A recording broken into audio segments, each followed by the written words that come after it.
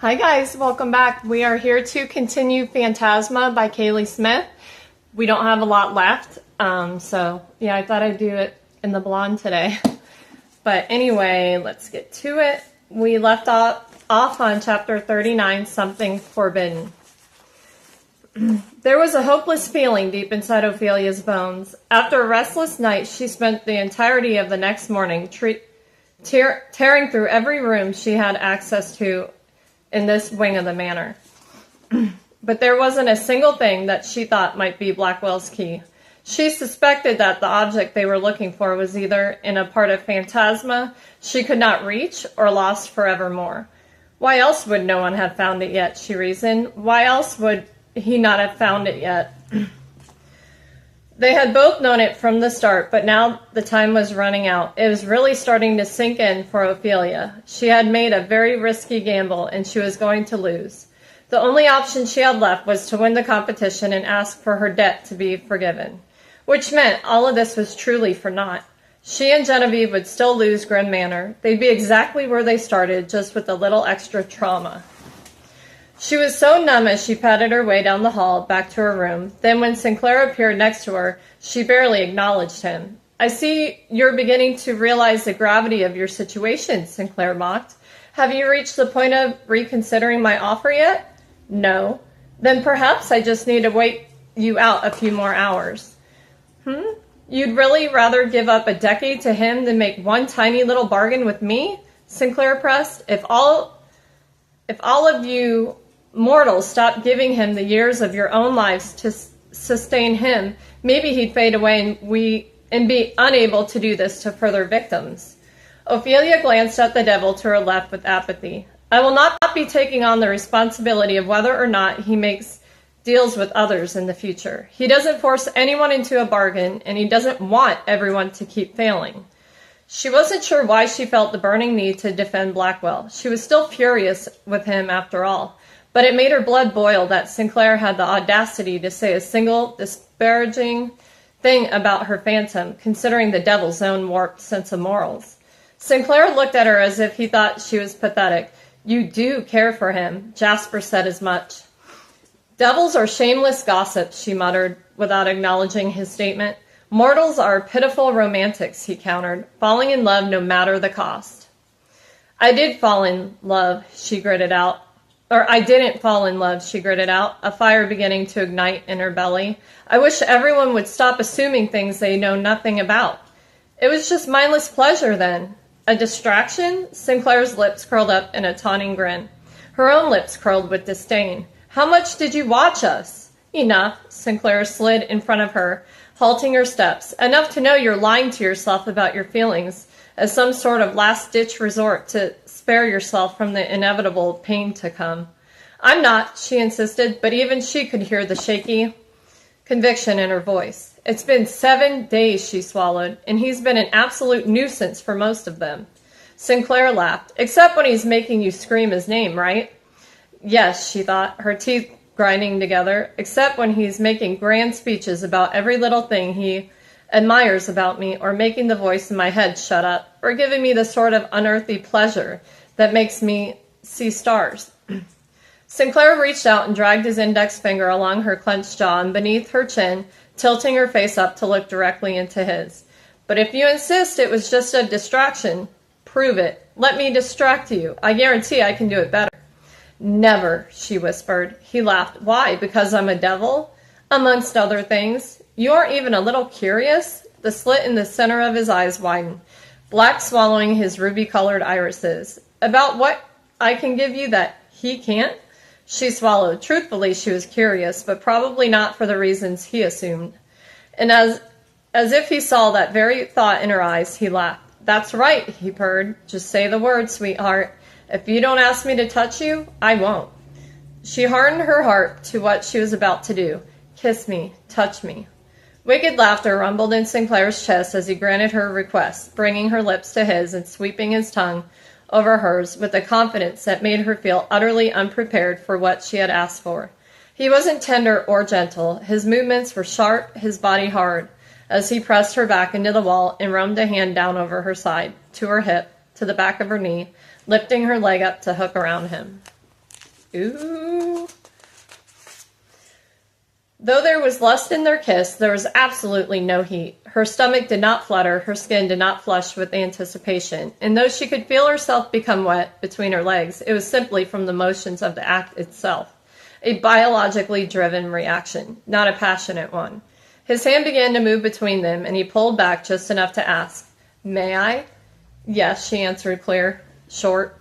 "You can command me to stop any time," he told her sincerely. "I do not ever take anything that isn't freely given, as is the nature of devils and our bargains. Do you understand?"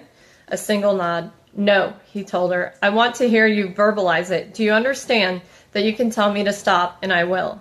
"Yes," she confirmed.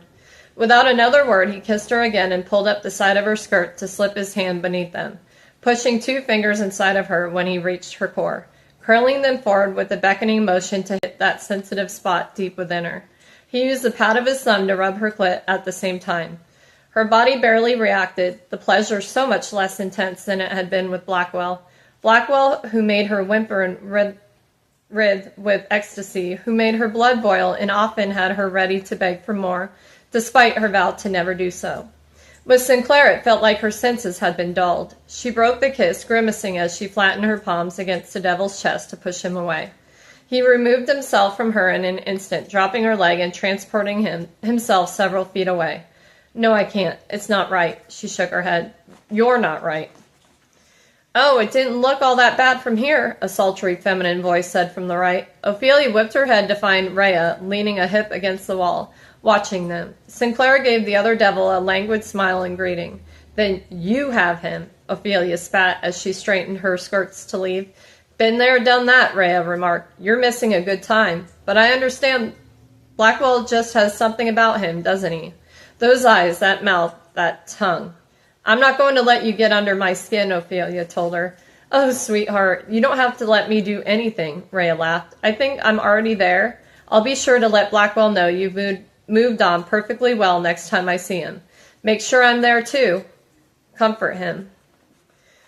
With a wink, Rhea disappeared, leaving her alone with Sinclair once more. "Have a good rest of your night, darling," Sinclair drawled. Ophelia ran back to her room. She slammed the door shut behind her and slid down its frame to the floor as a deep sense of dread shattered through her. Something had taken root in her heart, something forbidden, without her realization. And now it was too intertwined with her very being to cut it out. Her heart had finally grown teeth of its own, and it was ready to tear itself to shreds, if the time came. Wow. Level 6. 40. Chapter 40. Deceit. Ophelia had a proper meal that night, partly because her anxiousness had not allowed her to eat nearly enough during the past week of the competition, and partly because when she made it to the dining room, it was empty aside from Charlotte, who ignored her, per usual. She really hoped Charlotte survived, if only because the world needed more people who minded their own damn business and weren't afraid to speak up when needed. By the time the newest devil showed up to start the level, everyone else had trickled in to pick up the spread on the table as well. Not a single contestant in the room looked well rested. The exhaustion was palpable, the bruises beneath everyone's eyes telling of their haunted, sleepless nights. Even Cade looked as if he had lost some of his fight, though they all still gave the man a wide berth. The devil grinned at the 7 of them with delight. She was the shortest devil so far, her crown barely reaching Ophelia's shoulder. With voluminous natural curls and deep brown complexion, her devil's mark stood out, a delicate swirling gold pattern that climbed and twisted over every inch of her skin, like she had been tattooed by pure gold ink. The devil addressed them. "Welcome to level 6, and congratulations for making it past the halfway point. My name is Phoebe." I like that name. Phoebe summoned the portal, and they went through the all-too-familiar song and dance of waiting for their clue. A trial of secrets where blood reveals the price, true or false, make sure your choice is wise. A crushing truth sealed by uncertain fates, false tales won't help, for your blood knows the stakes. Then the names were called. The routine would almost have been monotonous if not for the unknown terrors waiting on the other side. Cade, Leon, and Baker, the final contestant whose name she hadn't been able to remember, all went through. Lucy flicked a glance to Ophelia in anticipation. "Let's get this over with," Ophelia muttered when it was her turn. As usual, it took a moment for the new setting to resolve around here, and she soon found herself seated at a round table, each of her wrists shackled to its top. Without hesitation, she used her specter abilities to slip out of the cuffs, receiving a few muttered insults from others around the table, unhappy that she had such an advantage. Before each of them was a set of buttons. Ophelia had two, one labeled true, the other false, as did Leon, Baker, and Cade. Lucy, Charlotte, and Bo had 3 buttons. Lucy's and Charlotte's were labeled true, false, and skip. Bo's, however, were labeled true, false, and random. The levers from level 4, Ophelia realized. Any advantage and disadvantages had carried over into this level, and she was eternally thankful that she had managed to neutralize her own levers before exiting that bloodbath. Cade had clearly managed to neutralize his own, too, after she'd exited. The other details in front of them weren't as clear. The center of the table was inset with a pool of ominous black liquid, and 7 indented trenches jutted out from around the pool and stretched all the way to each person's right hand. Ophelia leaned forward to see that there was a small needle-like spike at the end of the trench, a prick for their fingers. A trial of secrets where blood reveals the price. "This is almost more ominous than the sea of lava," Leon whispered from where he sat directly on Ophelia's left. Baker was to her right, and beyond that, Charlotte, Cade, Lucy, and finally Bo. A scraping noise echoed from the ceiling, and they all snapped their heads back to watch as 7 square pillars of stone drop down, one looming above each contestant, stopping about 10 feet above their heads. Then Ophelia's dropped a foot lower than the rest. Adrenaline shot through her veins, not knowing what to anticipate in this trial, and for a split second she considered summoning Blackwell. She immediately extinguished that instinct, however. She could do this on her own, despite the fact that she had no doubt he was watching the show from the other side. "What do we do?" Lucy asked as the silence between them stretched on uncomfortably. Ophelia looked back to the pillar above her, lower than the rest. "Did that mean I go first, I think," she announced. She glanced back to the spike near her right hand. "Here goes nothing." She pressed the pad of her thumb to the prick, swallowing the pinch of pain as it drew her blood, the drops streaming down the trench and rolling into the black pool of liquid. A cloudy swirl of crimson slithered through the pool before forming itself into letters atop the ebony surface. She squinted as she read the words, "Ophelia Grimm, kissed a devil." She paled as everyone gaped at her, scandalized. Everyone except Cade, who looked positively delighted. "Look at her face," Cade sneered. "No doubt in my mind that demon whore keeps devils in her bed." He didn't hesitate to press the true button in front of him, and it stayed flattened against the table. Bo went to follow his lead, but his true button refused to go down. "What the hell?" he grunted, frustrated. "You can only pick random," Lucy pointed out. "What the fuck?" he snarled. "Someone sabotaged you," Charlotte said, not bothering to cover her amusement at the situation. Bo bared his teeth at them as he reluctantly punched down the random button. They all watched in anticipation as the true button finally sank down. Bo sighed in relief. The others hesitated to input their own answers, staring at Ophelia, trying to read her face. Lucy bit her lip as her hand reached out to hover over her false button. "Don't," she rushed out before Lucy could press it. "It's true." Lucy balked a bit. Charlotte, Baker, and Leon instantly pressed their true buttons, Lucy the last to enter her answer. "Told you," Cade boasted. She gave him a vulgar gesture with her hand, but before he could respond, the pillar above her head groaned as it sank back into the ceiling to align itself with the others. Then it was Baker's pillar that lowered, indicating it was his turn, as the buttons reset themselves. "All right, simple enough," Leon declared. "If we all help each other, we should be able to make it out without a problem. Agreed?" They all nodded, including Cade, but Ophelia didn't trust him for a second. He gave her a feral grin as Baker offered up his blood next. "Baker Broussard is colorblind," Baker read to them. "Are you kidding me?" Ophelia grumbled, and at the same time Cade commented, "Boring." Baker furrowed his brow. "I'm not colorblind." They all reached for their false buttons, but Leon exclaimed, "Wait, Baker, what color is Ophelia's dress? Ophelia looked down at herself. Her dress was very obviously red. Red, Baker answered. And what about Lucy's? Leon pressed on. They all shifted their gazes to Lucy, whose dress was a sunny yellow. Baker hesitated now. A light coral color, he finally answered. Are you stupid? Kate glared at Baker. No, he's colorblind, Leon said. I remember once at dinner you said something about how it was stranger that there were pink apples here, except the apples in question were very much yellow. You're yellow-blue colorblind. How the hell have you gone your whole life without realizing that? Bo said. Baker began, a gamut of emotions running over his face. Before I came here, about 2 months ago, I had a bad accident. I fell 2 stories from a ladder and hit my head. The doctor said I was lucky I didn't die and that there could be long-lasting side effects. I didn't realize losing certain colors was one of them.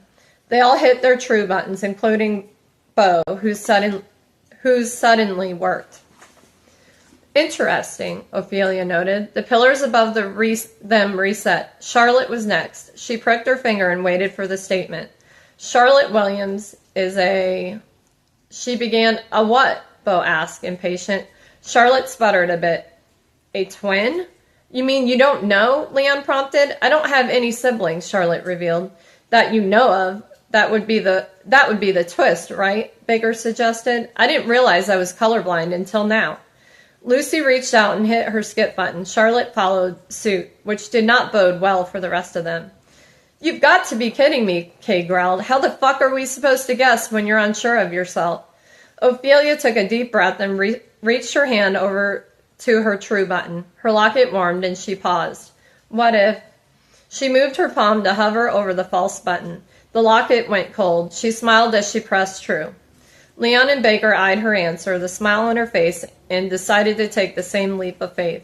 After a moment, Cade begrudgingly copied, but Bo found that he once again could only press his random button. The disadvantage must alternate rounds, Leon pointed out to Bo. Fortunately for Bo, or unfortunately, depending on which answer was actually correct, the random option once again picked true. Everyone's buttons reset, except for Lucy's and Charlotte's skip buttons. It looked like their advantage was one and done. Now it was Cade's turn, and he looked all too happy about it. Ophelia shifted to the edge of her seat as she waited for his revelation. Cade Arsenault killed his sister's husband, he read, his tone remaining even despite the slanderous statement. Lucy made a face which Leon quickly locked in on. I suppose we should start by asking if her husband is dead. Leon deferred to Lucy, because I think we all know he is plenty capable of murder. Her husband died last year in a motor car crash, Lucy confirmed. Cade and Lane were both in the vehicle, but I know without a doubt that Laney was driving. Correct, Cade corroborated. Her husband was on the passenger side, the side that hit the tree. I was in the back. I had nothing to do with it, he smiled. Ophelia narrowed her eyes. I don't believe him, Baker declared, hitting his true button. Lucy cringed at the hasty reaction, and Ophelia had a feeling they were going to finally find out the consequence of answering incorrectly. Me either, Charlotte muttered. I believe Lucy, Leon insisted. If she says she knows without a doubt, then it's true. The asshole is probably hoping none of us believe him, so we all chose wrong, Ophelia added. Baker paled a bit as he watched them all hit false. He tried to switch his answer, but it was too late. They glanced around at each other in anticipation. Kate smiled, never budging, and for a long, tense moment, nothing happened at all. Then the pillar above Baker slammed down to the ground, crushing him to smithereens and splattering blood across the room. Ew. Chapter 41, The Devastation. The scent of blood and vomit filled the room as Leon, Charlotte, Lucy, and Bo retched in tandem at the gruesome tragedy that had unfolded before them. Ophelia's own stomach was churning at the feeling of Baker's blood smeared over her face. She used the skirt of her dress to wipe her skin clean while everyone else tried to compose themselves. No, no, no, Lucy cried, whimpering. This is a nightmare. Charlotte began to yank at her chains, equally as desperate to leave. Fucking hell! Even Cade looked sobered, his posture painfully rigid as he gawked at the gut-stained pillar that was still atop of Baker's destroyed corpse. Ophelia hoped the heavy stone wouldn't move and reveal more of the gruesome sight beneath. Lucy, it's your turn, Ophelia encouraged, trying to rally them forward so they didn't have to be here a second longer than necessary. Lucy was still gagging at this as she submitted her blood to the pool. Lucy Vale is in love with Leon Summers. Lucy went white with terror. Ophelia winced for the poor girl. This level was devastating. Leon cleared his throat. That's false. Lucy still didn't speak, and Ophelia instantly knew the correct answer. That's false, isn't it? Leon pressed. It's true, Ophelia spoke for Lucy. Answer it and let's move on. Leon's expression turned pained. Lucy, no, it's against the rules to fall in love here. It's... Press your fucking button, Cade commanded. Leon pressed true. Lucy began to cry. This is utterly delightful, the shadow voice laughed, and Ophelia immediately shoved it back out of her mind. Meanwhile, Beau had to choose random once again, and they all watched with bated breath. When his false button sank down, the shrieking began. Beau's was hysterical, his desperation a torture to listen to, and Ophelia plugged her ears as best she could. Beau soiled himself as he begged and keen to be let out, trying to form the words to summon the devil for a bargain. But he couldn't quite get them out, and it was much too late. Ophelia closed her eyes as the stone came down and crushed him. And when she reopened them, even Cade was sobbing in horror. The game skipped right to Leon's turn. Go, Ophelia nudged Leon. Please, for hell's sake, end this now. Leon's hand shook as he pressed his thumb to the spike in front of him. When his message was revealed, he began to cry as well. Leon Summers is not in love with Lucy Vale, he choked out. They all hit true. Never has anyone left the room faster than Ophelia when the exit appeared, everyone else clamoring to do the same as soon as their shackles released them. The five of them piled back into the dining room. 5, she thought. Hell. A series of things happened all at once then. First, Cade fainted, dropping to the floor like a sack of potatoes, but none of them paid him any mind. No, they were all too focused on whatever was happening to Lucy. She had begun to convulse, her skin flushing red as she crashed forward into the still-set table, sending platters of food and crystal glasses clattering to the ground. What do we do? Leon asked, panicked. Ophelia shook her head at a total loss. It's Phantasma's curse. Whatever magic is affecting her, it's powerful. Eventually, Lucy's fit dissipated. None of them moved while she caught her breath, heaving as she tried to straighten herself out. Leon took a tentative step forward. Lucy? He whispered. She looked at him with devastation. He stepped closer, reaching out to grab her hand, and howled in agony as soon as their skin made contact. No, Lucy cried. No, no, no, this can't be happening. Ophelia froze and Charlotte slowly backed away from the scene. Leon looked appalled as she said, What have you done, Lucy? That made Ophelia's blood boil. What has she done? Ophelia demanded. You're just as much to blame. Unless she fell in love with a brick wall, I'm sure you fed into this relationship just as much as she did. We had a deal, Leon began. We'd stop seeing each other as soon as we developed deeper feelings. Ophelia flinched, then looked away. It doesn't seem that it worked, and she knew all too well what that was like, but it's done now. I want to go home, Lucy sobbed. I'm done. Lucy, don't, Leon pleaded. We're so close. You don't love me, Lucy whispered, and Ophelia's heart ached at the devastation on the girl's face. And I cannot bear being here a second longer. I, Lucinda Vale, surrender to Phantasma. Within seconds, the devil Phoebe appeared. Time to go, Phoebe stated as she took Lucy by the shoulder. Leon tried to grab Lucy before she was transported away, but for the second time, her touch burned him, and he had to let her go. Leon plunged his hands into his hair, pulling the strands in distress. His knees hit the ground as Lucy and the devil blinked from the room. Ophelia turned to see if Charlotte had stuck around, but she was nowhere to be seen, and Cade was still unconscious on the floor.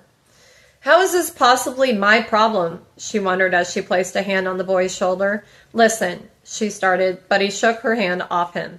Just leave me alone, he told her, tone numb. She hesitated, but when his body began to shake with his silent cries, she slipped out of the room without another word. Ophelia wandered around the manor aimlessly until well into the witching hours. She knew tonight there would be no sleeping, at least none that didn't involve nightmares, and so she distracted herself with more searching. At some point, Poe stumbled across her and decided to tag along, and Ophelia had to admit it was nice to have a companion while she worked on such a tedious task. When she was certain she had checked nearly every nook and cranny twice, she finally gave in and headed back to her room with Poe cradled in her arms. Arriving back in her room, she expected to find a haunt in progress, or at least the remnants of one that Blackwell hadn't been around to clean up. What she did not expect was Blackwell himself, waiting in her armchair, his body rigid with barely concealed fury. "Oh," she said, dropping Poe to the ground in surprise. The feline landed nimbly on his feet, skittering back out of the room before she could shut the door. "What are you doing here?" she asked, wary. Blackwell stood, and somehow she thought he took up more space than he usually did. Waving his hand in the air between them, the few tapered candles she had spread around the room ignited. "You let him kiss you." He looked devastated. For a moment, his words didn't commute in her brain. So much had happened in the last few hours that she had completely wiped from her mind the lapse of judgment she'd had with Sinclair. "Do we really need to have this conversation?" she asked. "Which one of them told you?" "Rhea got to me first, but rest assured, Sinclair didn't pass up the opportunity to taunt me with all the salacious details." His green eyes darkened. "You let him touch you!" Now she was angry. "And we're only business partners, remember? What I do and don't let touch me is therefore none of your concern." He closed the distance between them in 2 strides, bringing his hand up to rest against the door at her back. "As long as our oath is intact, you are my concern. When you put yourself in imminent danger, I'm forced to step in." "I am not in imminent danger," she scuffed. "He told me he would stop as soon as I wanted him to." "And he did. Which is the only reason he still exists," Blackwell snarled. She gave a humorless laugh. "Oh, this is rich. You know the hot and cold thing is really wearing thin. You made the decision to stop flirting with danger. I, however, made no such decision. I will do as I please. Not with him. He will never touch you again." "And why not?" she exclaimed, chest heaving with anger. "You won't be touching me ever again, so why can't someone else?" The muscles in his cheeks contracted as he clenched his jaw, and she had a feeling if he were mortal, his teeth would have shattered. They stood there, staring at each other, the tension between them thick enough to cut with a knife. "I can't stand it," he told her, his voice deepening as he fought for control of his emotions. "I can't fucking stand the thought of him, or anyone, pleasuring you except me. I'd rather cease to exist than know you're looking at anyone else the way you look at me when I'm touching you." All the fight drained from her at the rawness laced in those words. "Why?" she whispered. "Why are you doing this to me? This is torture, Blackwell. Worse than anything that Phantasma has put me through. God fucking damn it, I don't know." His eyes fluttered closed as he searched for the words. "I know this is a dangerous path. I know I should have enough self-control to just say the fuck away. To stay the fuck away, but you're the only thing that's ever made me feel even a semblance of hope in this eternity of hell. The dream I've been looking for, the one to wake me up. The thought of wasting another second when I will lose you forever in only 3 days has ruined me. You are the closest thing I will ever get to experiencing heaven, and I'm not ready to let it go." "Blackwell," she pleaded, "I just watched Lucy get cursed because she fell for someone in this God-forsaken place. We can't. This back and forth, we have to stop. I can't take it. It's tearing me apart." "I know," he opened his eyes. And she almost sobbed at the devastation she saw in them. "I know. I'll go." He made to step away from her, and she rushed forward to grasp the front of his shirt before he disappeared. I need you to know that you are the only person who has ever made me feel like I am capable of anything," she lamented. "The only person who has ever made me feel truly seen." She swallowed. Sinclair's touch meant absolutely nothing. That's why I let it happen. Her knees almost buckled at the look in his eyes. She wanted to beg the devils, the angels, the universe to let her keep him for just a bit longer. "But your touch?" Her voice broke now. "Your touch means fucking everything, and that's why we can't cross that line again." He grasped her face in his hands. "In a different life, in a fair one, I would have kept you until my eternal soul withered away to dust," he vowed to her. Then he was gone. Night 8 of Phantasma. How many more? Okay, so we'll stop there for tonight. We left off on chapter 42, Sorrow. Oh, I'll just read that. Ophelia stayed in bed until the sorrow in her soul ebbed and the dinner bell chimed. In level 7. And we stopped at chapter 43, Violence. So there you have it, today's reading.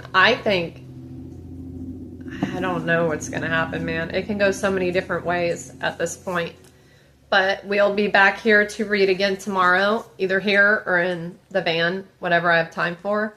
And thank you guys for being here. Thank you, thank you, thank you. And again, Phantasma is an awesome book. And thanks. I will see you tomorrow. Bye.